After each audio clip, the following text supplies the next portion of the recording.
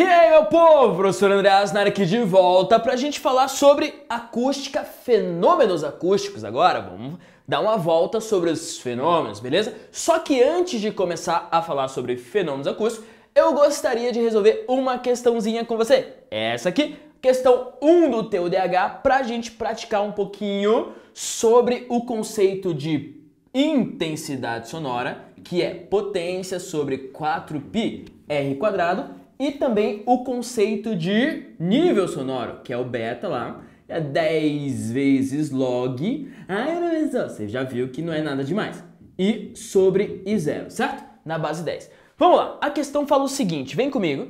O Conselho Nacional de Trânsito, CONTRAN, recentemente alterou a resolução que regulamentava o valor do nível sonoro permitido que poderia ser emitido por um veículo automotor. Olha só, regulou isso aí. A norma antiga, no seu primeiro artigo, diz o seguinte: a utilização em veículos de qualquer espécie de equipamento que produza som só será permitido nas vias terrestres abertas à circulação em nível sonoro não superior a 80 decibéis, povo, medido a 7 metros de distância do veículo. Isso aí é muito interessante. Sabe por quê? Você pode, fica a dica aí, fica a ideia, se tem um vizinho incomodando com um som muito forte, você pode chamar a polícia lá e sem problema nenhum. Por quê? Tá na lei, tá aqui. Show? É só pesquisar a lei certa. Essa aqui é a lei antiga, né? Como ele tá falando aqui. Considerando-se um alto-falante, só que antes, baixa um decibelímetro e verifica se o cara tá certo ou se o cara tá errado mesmo, tá?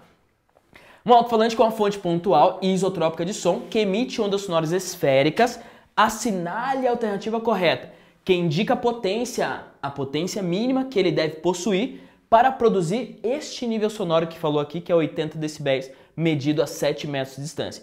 Ele falou, ó, limiar da audibilidade, 10 a menos 12, isso aí você já sabia, e o π pode usar igual a 3 sem problema nenhum. Povo, vamos lá, ele quer saber o quê?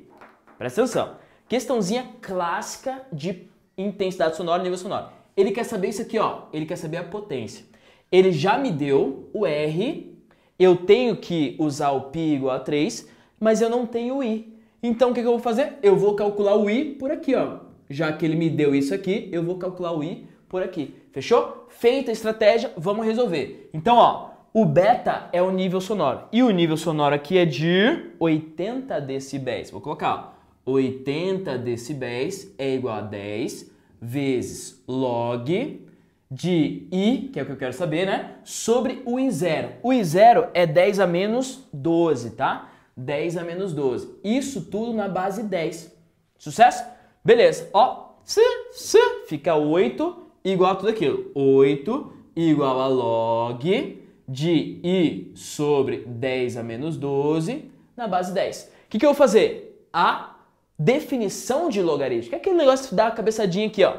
A base é 10. O 10 vem pra cá, dá uma cabeçadinha no 8. Se liga, ó. Aqui é como se tivesse 10, né? 10 vem pra cá, dá uma cabeçadinha no 8. É só isso que eu preciso que você saiba, meu. O resto fica super tranquilo. 10 elevado a 8 é igual a tudo isso aqui. I sobre 10 elevado a menos 12. Sucesso? Daí só passei multiplicando aqui, ó. Passei multiplicandinho. Ficou I, a intensidade sonora, vai ser 10 elevado a 8 vezes 10 a menos 12, que é 10 a menos 4. I é igual a 10 a menos 4 watts por metro quadrado. Achei o I. Achei o I, vou jogar aqui agora e fazer a minha continha normal. Sacou? Então vamos lá. Vou fazer de preto aqui, ó. Fazendo no cantinho aqui, professor. Beleza. Então fica I, que é 10 elevado a menos 4, é igual a potência, que é o que eu quero saber, sobre 4 vezes 3, e o raio, o π ele falou para usar 3, né? E o raio é 7 metros, sacou? 7 metros de distância. Então é 7 elevado ao quadrado. Ah, beleza, prof. 7 elevado ao quadrado. Aí acabou, meu. Você achava que era difícil, né? Fala a verdade. Potência vai ser, deixa eu fazer a continha aqui, 7 ao quadrado dá 49. Então fica 7 vezes 7, 49, vezes 3, vezes 4. Beleza, fica 588 vezes 10 a menos 4 watts. Claro que você não vai deixar assim, certo? 588, até porque esse número aqui tem que ser um número entre 1 e 10, né? Então traz a vírgula para cá. 1, 2. Fica potência é igual a 5,88.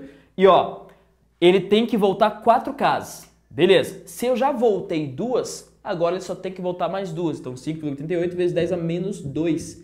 Sacou? Essa é a potência que você quer saber. Letra A. Show? Então, nada demais. Parecia difícil, mas não é tão difícil assim não, né? Ah, pessoal, tem logaritmo. É só usar a definição e acabou, tá? Sabendo disso, povo, vamos para fenômenos acústicos. E fenômenos acústicos, ó, vou apagar aqui. Alguns fenômenos acústicos importantes aí para você, são basicamente 2, na verdade. Primeiro, é reflexão. Então, reflexão do som é uma coisa importante para a gente comentar. Reflexão. Provou? O que é reflexão? Reflexão, o som bate e volta, né? Só que tem um detalhe. Olha só. Presta atenção. Um ser humano, a especificação de um ser humano agora. Um ser humano, ele consegue, com o ouvidinho dele, distinguir 2 sons quando esses sons ele tem uma diferença de tempo de 0,1 segundo. Como assim? Se chegar um som com chega um som agora e 0,1 segundo depois chega outro som, eu consigo distinguir isso como sendo 2 sons diferentes, sacou? Agora, se chegar um som e menos que 0,1 segundo chegar outro som, é como se tivesse vindo é como se tivesse o mesmo som. Então, eu só consigo distinguir 2 sons quando eles chegam numa diferença de tempo de 0,1 segundo. Saiba disso. Tá, você entendeu? Beleza. Agora eu posso te falar o seguinte. Imagine que a velocidade do som é 340 metros por segundo. E daí, eu falo e a 17 metros da minha pessoa tem uma montanha. É uma montanha, professor? É, 17 metros da minha pessoa tem uma montanha. Eu falo e a velocidade do som é essa, né? Beleza. Sabe quanto tempo leva para o som ir, bater na montanha e voltar com esta velocidade? E se essa distância for exatamente 17 metros, daí pode fazer a conta. Velocidade média igual a ΔS por ΔT. Se liga. A velocidade é 340. O som precisa ir e voltar. Se for 17 metros a distância, dá 34 metros ida e volta. E o tempo vai dar exatamente 0,1 segundo. Sabe o que isso quer dizer, povo? Que se eu tenho um objeto, um obstáculo, a mais do que 17 metros e eu gritar, eu vou ouvir eco. E o que é o eco? É o som, reflexão sonora. É um efeito de reflexão sonora. Eco é isso aí, sacou? O som vai, eu escuto o som quando eu falo pelo sólido se propagando, e depois de 0,1 segundo eu escuto ele voltando. E daí faz o eco. Então, para existir eco, escreve isso aí. Para existir eco, que é um exemplo de reflexão, a barreira tem que estar a 17 metros para frente. Daí é eco. Professor, eu entendi essa partezinha aí. A barreira tem que estar a 17 metros, né? Se eu chegar no topo da montanha e gritar, e tiver outra montanha na frente, e eu gritar, I'm the king of the world! Você vai ouvir. Vai ouvir. Isso é eco, beleza. Mas, na minha casa, prof, a minha casa não tem 17 metros, né? A minha casa tipo, tem 2 metros por 2 metros, professor, ela é pequenininha, beleza. Quando eu tiro todos os móveis, eu também consigo ouvir eco. Consegue? Sem problema nenhum. Qual que é a ideia? Você emite som, o som bate no chão, bate na parede, no teto, voltou. Eco, sacou? Ele percorre essa mesma distância de 34 metros. Só questão de reflexão nos objetos. Então, eco, para ele acontecer, tem que ser a barreira maior, a distância maior do que 17 metros. Ó, vou colocar aqui, ó. 17 metros maior do que 17 metros. Daí acontece o eco. Se a barreira tiver uma distância menor do que 17 metros, então, se a barreira tiver numa distância menor do que 17 metros, daí vai acontecer o efeito que a gente chama de reverberação. Professor, você pode falar palavrão nas gravações, professor? Ixi, se o diretor ouvir, reverberação. Olha só, que é reverberação? É quando a barreira está a menos que 17 metros. Daí você vai ouvir mais ou menos assim, ó. Você pode fazer esse teste em casa. Onde você estiver agora, você faz. Você dá um gritão. E para. Quando você para, você ainda vai ouvir o teu som permanecer por um tempo. Isso é reverberação. Você não ouve o... Não, você ouve ele só permanecer. Sacou? Você entende? Então, dá um gritão na tua casa pra você ver. Pode dar, sem problema. É o mais forte que você puder aí. Percebeu? Não. Eu não vou dar um gritão aqui porque é um estúdio, tá cheio de coisinha aqui, enfim, não pode, né? Mas reverberação é quando a barreira está a menos que 17 metros. E tem também a ideia de reforço. Povo, reforço, olha que doideira, meu. Faz o seguinte pra mim, agora. Coloca a mãozinha aqui na frente. Ó, a barreira tá num 0 metro. Vou até colocar aqui, 0 metro. Tá bem pertinho mesmo. Aproximadamente 0 metro. Coloca aqui uma mão e fala qualquer coisa que você quiser. E vai falando. Vai falando. Me fala o que você tá ouvindo. Quando você coloca aqui a tua mão, acontece o reforço do som. Você fala num volume, mas você ouve num volume maior. Você percebeu isso? Meu, você tá falando num volume aqui, eu tô ouvindo normal. Daí quando eu coloco aqui, meu, eu ouço muito mais intenso, sacou? Essa é a ideia de reforço. Então, eco...